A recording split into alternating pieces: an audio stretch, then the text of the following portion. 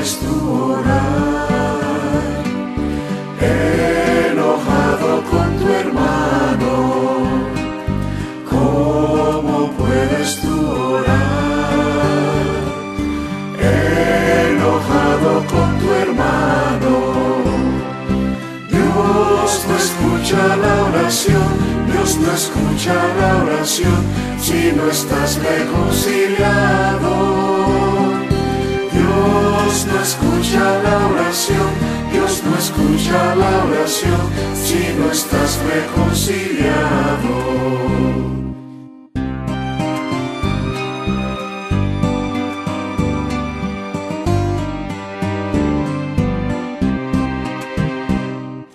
Esta iglesia es un jardín y los miembros son las